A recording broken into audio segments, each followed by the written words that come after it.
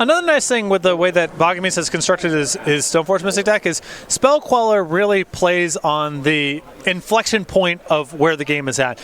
It's really powerful when you're ahead or even at neutral, and it's really weak when you're behind. So an opening that can occur with this deck quite frequently is you play a Stoneforge Mystic, your opponent has to spend their second turn killing your Stoneforge Mystic instead of making a proactive play. Because if you put Batterskull onto the battlefield, that's better than whatever they did with their second turn.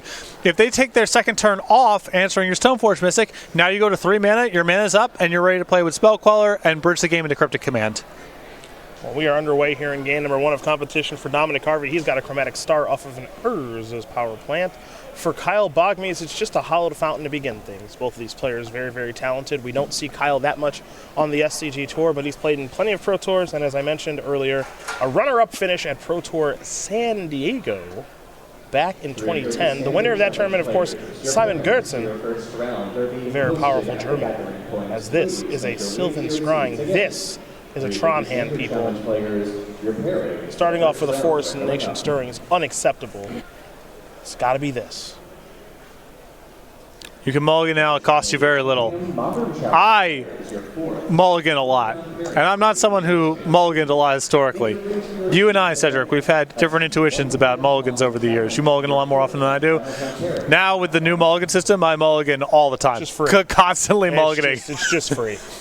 Lava Spite deck, still fine. Just send it back. Yep. Down to 6. Snapcaster Mage is going to come down here. Kyle's got to get a little bit of pressure on the battlefield, but Dominic Harvey finds an Urza's Mind there with the Sylvan Scrying. So he'll have 7 mana next turn, unless Kyle has something like a Field of Ruin to blow it up. Now Kyle is playing 4 copies of Field of Ruin, so that is somewhat notable as Dom adds that Urza's Mind to his hand.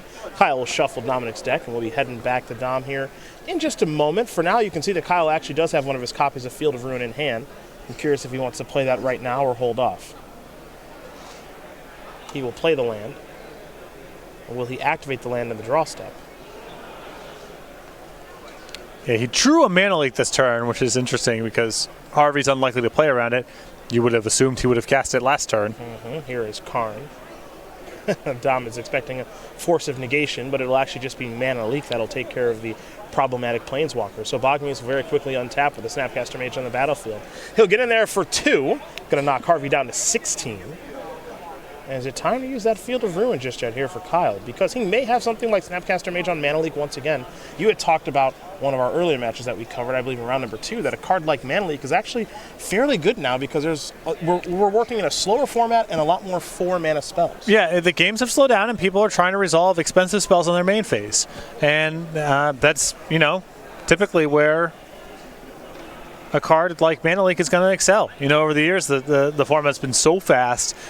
People casting multiple spells a turn, starting on the second or third turn, and what happens when you're on the draw? All these issues in Mana Leak. Now, not so much. I think even when you're on the draw against a lot of these decks, Mana Leak is going to be good. Had to let him know. You picked the wrong one. Guessed wrong. Of course, Dom has another Urza's Mind. Duh. There's the mine. And it's time for some carnage. Is there a Force of Negation here for Kyle? There is not. He is playing 3 copies of Force of Negation, but he doesn't have one right now. So the extremely powerful Planeswalker in Karn Liberated is on the battlefield.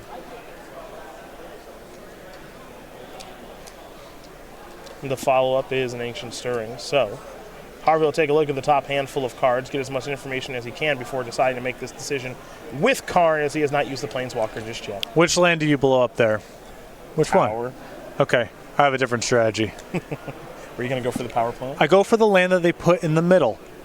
Because if they have an expectation that one of their lands have been blown up, they're going to leave their ones they have an extra copy of on the edges so they don't have to reorganize their lands when they play the replacement piece. You want to go after the one in the middle. That's psychology. That's some, who's the cheating poker player? Postle. Mike Postle. That's a Mike Postle. You're a regular Mike Postle. That's some Mike Postle action right there. Okay. That's human psychology. That's being an expert of human behavior. You want to go after the one in the middle. I got you. You're basically guessing, but some people are going to screw that up. I got you. That's some high-level thinking. Yeah, go after the one in the middle. They're already sorting out how they're going to rearrange their lands as they're setting their lands down. No, I got you. Which one do you want to go for now? You already killed one mine. You're probably supposed to kill another mine, right? Now the math has shifted. Now you want to go get the one where there's only the 2 copies left. So you're not going to use your superhero brain. Now you're just going to use numbers. No. I'm just using the calculator. Okay, gotcha. Yeah. Being an expert on human behavior and psychology is nothing without the math. Gotcha. My pulse will tell you that too. That's true.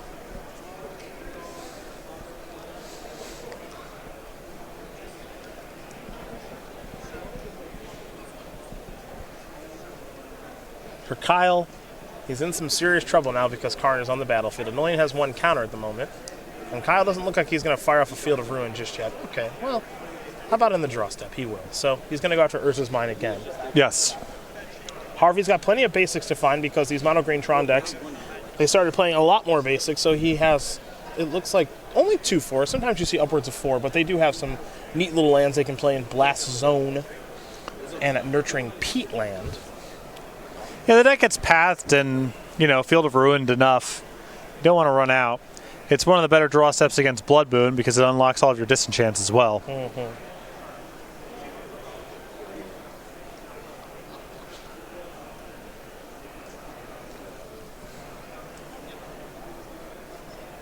That's a snow-covered forest. That is a Karn, the Great Creator. That gets the thumbs up there from Kyle Boggemes. So now there are 2 Karns on the battlefield. And they both have plenty of loyalty counters, and Snapcaster Mage has got some real work to do this game now.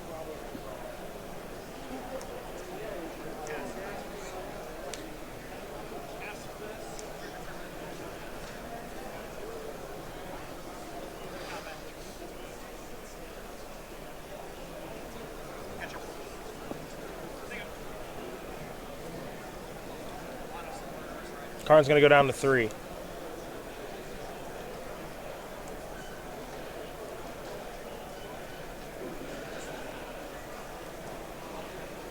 Gonna get Golos. Is the standard game breaking out here? It's a body that gets Tron back. It does. I can't argue that.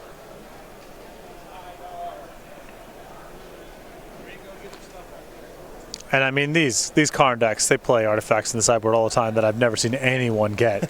So you got room to be speculative. That's true. There are some fun artifacts here. Trinisphere and Ensnaring Bridge, a liquid metal coating. Of course, the Lattice, a Relic of Progenitus, which makes some sense, and there is a Golos. We won't see Golos get cast because Kyle is much too far behind to come back in this game, so he'll scoop it up. Dominic Harvey going to win game number 1 here over Kyle Boggemes as Mono Green Tron destroys Azorius Stoneblade in game number 1. We'll take a look at Boggemes' sideboard first. He's got 2 Celestial Purge, 2 Stony Silence, 2 Rest in Peace, 2 Timely Reinforcements, 2 Disdainful Stroke, and 5 1-ups here in Mystical Dispute, Gideon Ally of Zendikar, Ashiok Dream Renda, a Supreme Verdict, and a Lone Dismember. I like the Stony Silence, the Disdainful Strokes, the Gideon, and the Ashiok. All good here. Let's see what we want to sideboard out here, maybe. Probably still want to leave in those paths. Force Negation is still pretty good. Spell Queller doesn't seem like it's at its best, but it does have some effectiveness. Same thing we said for Spell Snare, too. So sideboarding here will be a little bit interesting for Kyle about what he wants to take out of the deck. It's maybe Teferi Time Raveler is the issue here. It's not like bouncing their stuff is all that good, and the counter spells are good, Field of Ruin is good, committing 3 mana on your own turn is pretty rough. I can buy into that.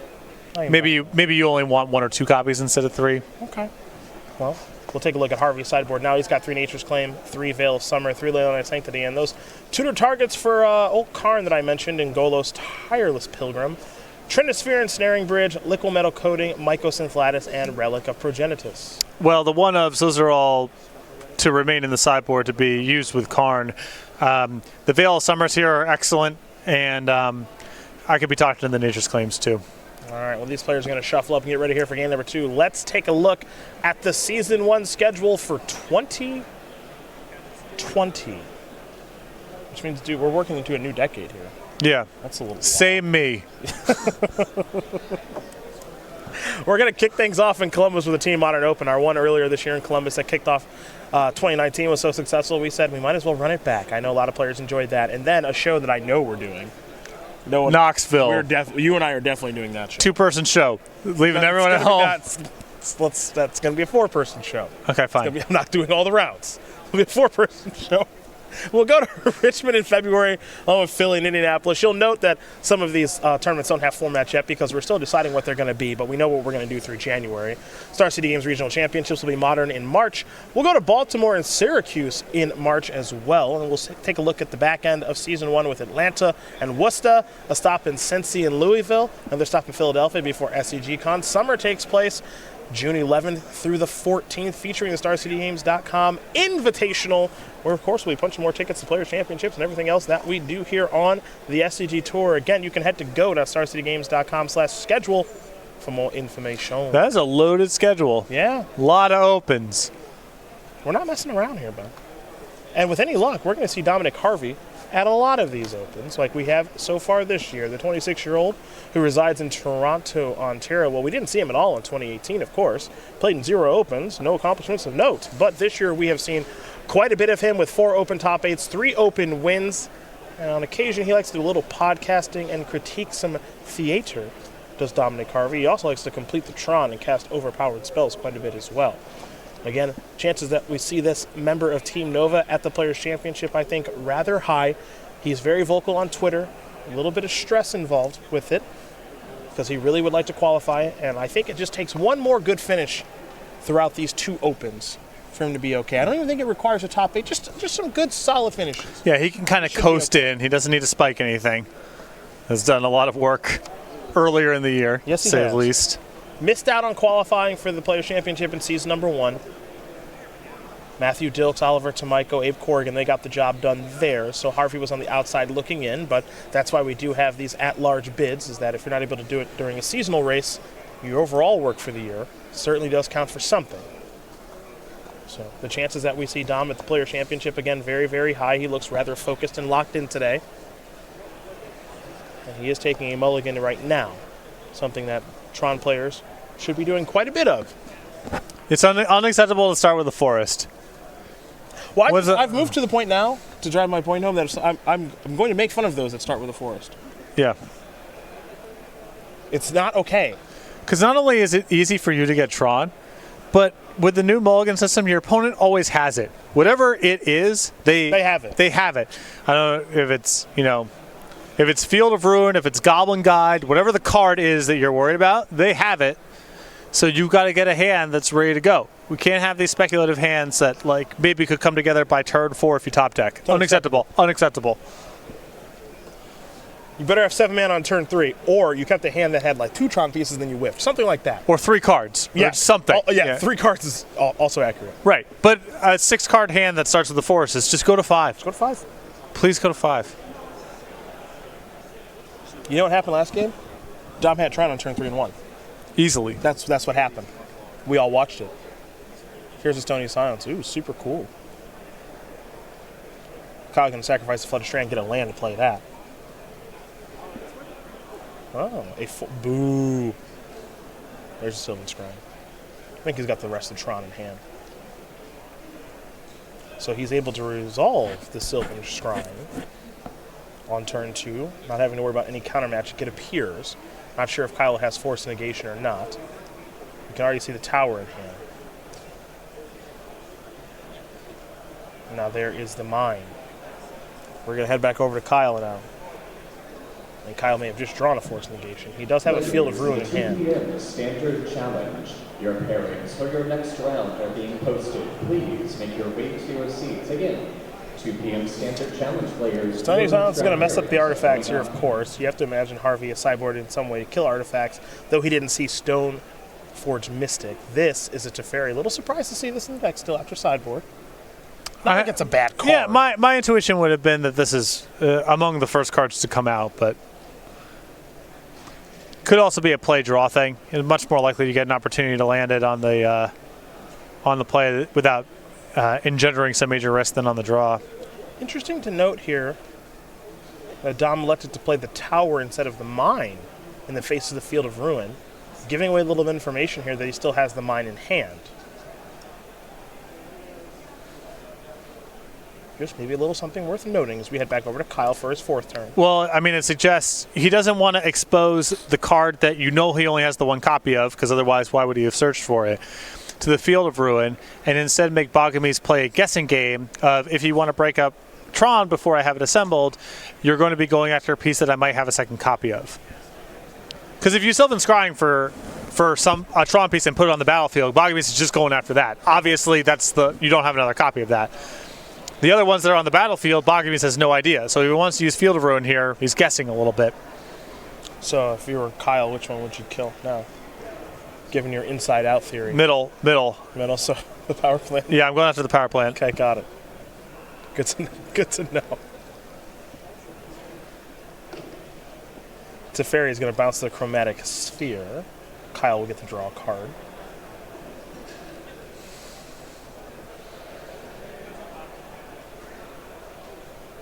Now here comes Field of Ruin. One in the middle.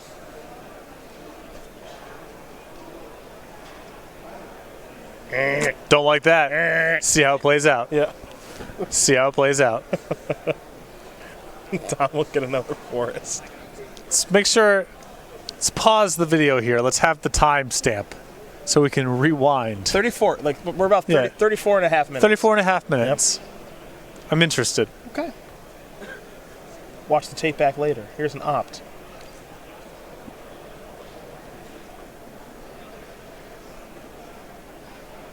Kyle kept with the opt. It's a Glacial Fortress that will enter the battlefield untapped. We'll go back over to Harvey, who we know has a mine in hand. He'll play a mine. He may try to play a scrying. He very quickly tapped mana and then untapped it. Now, partner, are there any copies of Once Upon a Time hanging out here? I don't think there are. 0. Okay. 0. Harvey, not a believer in Once Upon a Time in Tron. It's been a subject of some controversy. Yeah, some conversation around if that should be in the deck. Ranging, I have seen the full range of opinions, from unplayable to you should be cutting Sylvan Scrying. Yes, I have seen them all. I've seen all the takes. I have seen similar opinions. Commander player Runnan. I don't know where I stand yet. I waited in with, what if you just tried playing one and just see?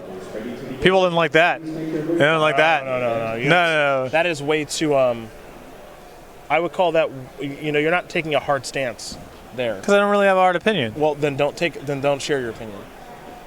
We live in the age of you gotta foot to the floor. No nuanced opinions. You gotta. What if we tried? You're being way too reasonable. If as a Tron player, most of the cards you see are in your opening hand over the course of a game, and the first Once Upon a Time is pretty good, but the second copies are sketchy, why not just try one and see if it is good or not? And if it's really good all the time, then try like two. Yeah. Is that okay? No? No, it's not. I'll answer that for Not with these jackals. No. You play 4 or you play 0. 0. And you make fun of anyone who plays even 1. That's correct. Both sides. Got to cover it all. Yeah.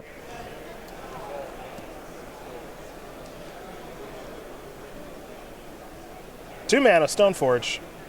That's going to search up an equipment. Will it be Sword of Feast and Famine or Batterskull? It'll be Batterskull. Yeah. Hard to take the critique seriously, because people couldn't carry my deck box. Yeah. But so. That's a new insult. I never heard that one before. Couldn't carry my deck box. Carry my deck box is really, really nice. You couldn't sleeve my cards. There you go. There you go. That's nice.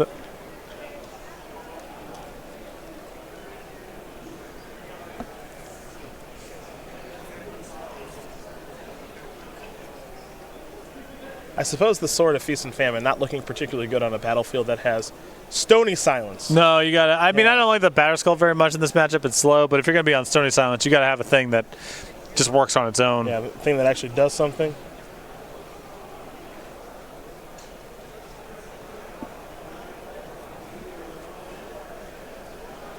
This is a Thragtusk. 3 in the main deck this weekend. Got to be able to play through the inability to complete Tron sometimes.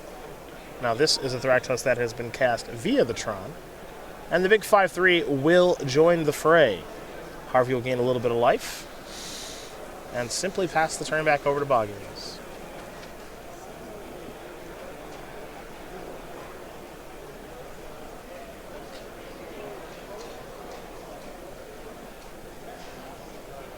Again, Dom's artifacts are turned off via the Stony Silence at this stage of things.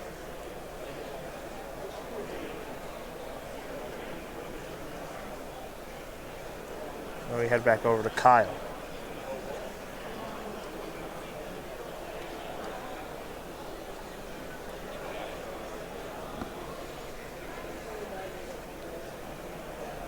Kyle is going to plus his Teferi, and he'll pass the turn back over to Dom. So Dom, still with active Tron now, will be untapping and drawing.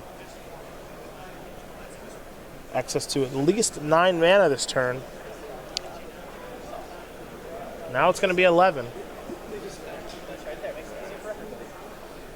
This, oh boy. I like this. Oh boy. That is an Emrakul, the Promised End. Gotta like that. You don't see that one often.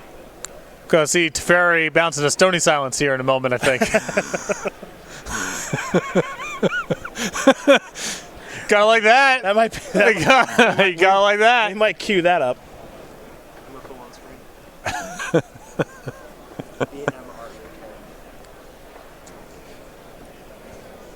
Been a hot minute since I've seen this card. Remember this was standard legal? So vaguely. Those were the days. One in the main deck this weekend for Harvey. Digging it.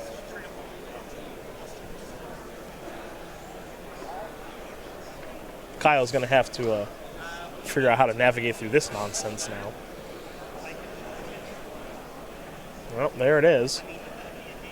Emrakul the Promised End costs 1 less to cast for each card type among cards in your graveyard. When you cast it, you gain control of target opponent's turn. You gain control of target opponent during that player's next turn. After that turn, that player takes an extra turn. And flying trample protection from instants, because why wouldn't it? Well, it'd be easy to kill that way, and then what would be the fun of taking your opponent's turn if they didn't have to run their best creature into a 13/13? That's right.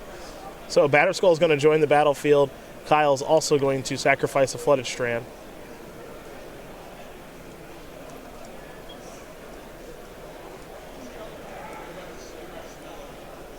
We'll see what land he wants to get here in a moment, but I can't imagine he's in good shape right now. Also, I think it's entirely in play that perhaps that Teferi is going to bounce that Emrakul, so we can do it again.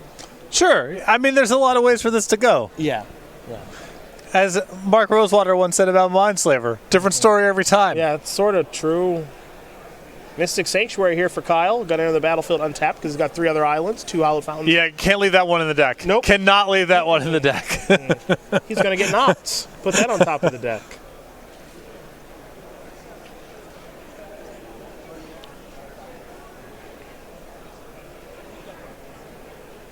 All right. A handful of Force Negations, a Mana Leak. That's an opt here for Dom. And we'll see how badly Dom is able to wreck Kyle this turn. At the very least, I think Stoneforge Mystic and Batterskull are going to die. Now, how to use Teferi and other things, well, we'll have to see.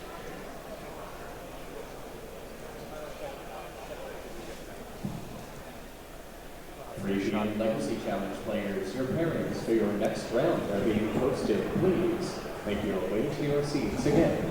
3 p.m. Legacy Challenge Toronto resident has some thinking to do. So keep in mind that Dominic Harvey, on this Mindslaver turn, cannot just build up a big stack of spells and alt pitch Force of Negations to drain out all Boggemes' hand, because you can only all cost it on the opposing turn. Can still, at the minimum here, run all of Boggemes' creatures into Harvey's, kill off everything, cast the Stony Silence, and hard cast a Force of Negation on it. That is about the floor for this turn. Seen worse.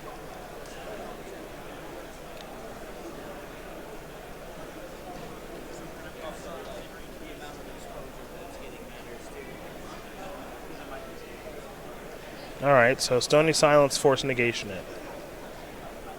Which means the Stony Silence is, of course, exiled. Force Negation, now out of the hand. Batterskull will be eaten alive by Emrakul. Thragtusk will eat the Stoneforge Mystic. It's hard to say that was a bad turn. Yeah. I didn't find anything better, neither did Dominic, than that line of play. But that's still quite a bit. Now we'll activate the Relic. Force Negation will bite the dust, of course, because Dom gets to choose what Kyle exiles. And now, hey, you know what? It's Kyle's turn. It's different every time. It is. Now it's Kyle's turn. His battlefield has been sufficiently wrecked. Kyle's going to plus Teferi.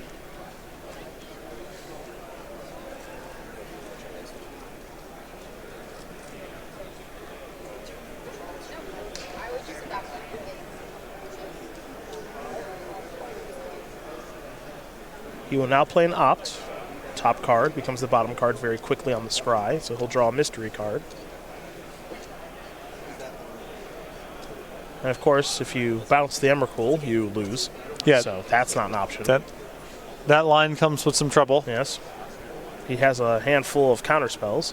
There's a Field of Ruin. Field of Ruin's a little late to this party now.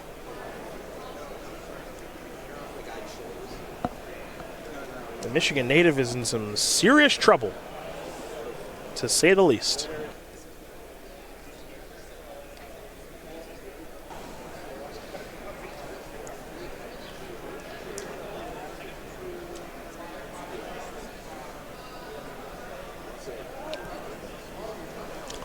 Really hard to brawl with Tron on the battlefield.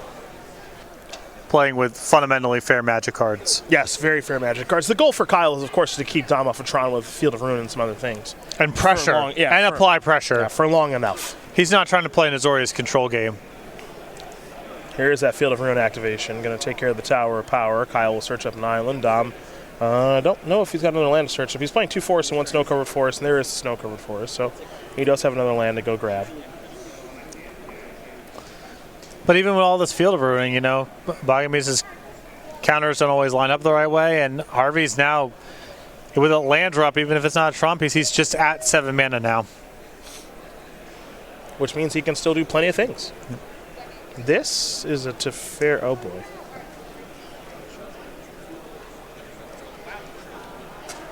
boy. Sure.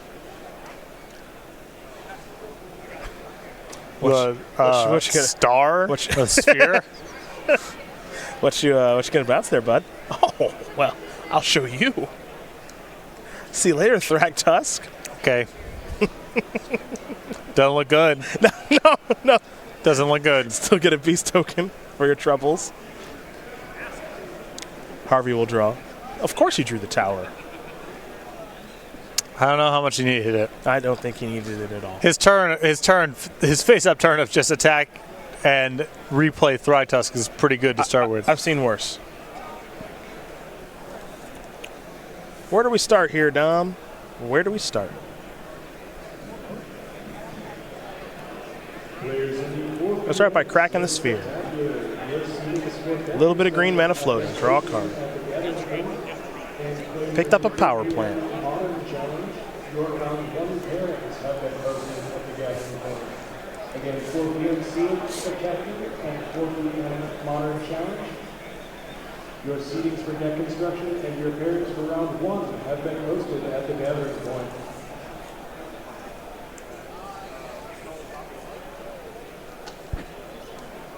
Harvey now with 2 green. No. Yes. Use that green floating to cast Sylvan Scrying. Trying to bait out the Force of Negation that he knows Boggemes has from the early Emrakul, I think with the Tron already rolled up. Magic player James Chen, please report to the stage for a missing item.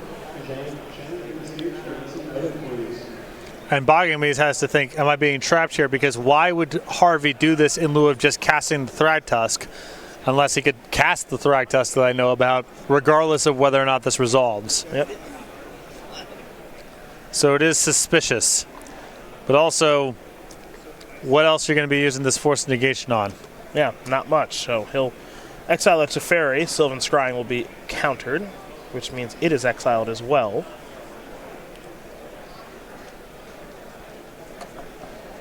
I think if you're Harvey, you don't really have to kill the Teferi. You can just say, I'll attack you for 16, put you down to 3. Yeah, I think that Kyle's exact life total here is meaningful because you want to make the beast token lethal next turn as well. Mm-hmm. Cardinal come down, Kyle will extend the hand, and that is going to do it here for this game and match. Dominic Harvey going to take care of Kyle Boggemes pretty easily, truth be told. 2-0. Mono Green Tron will take care of Zori Stoneblade. Harvey makes that one look easy, and for a player who is hell-bent on qualifying for the Players' Championship at the end of this year, he is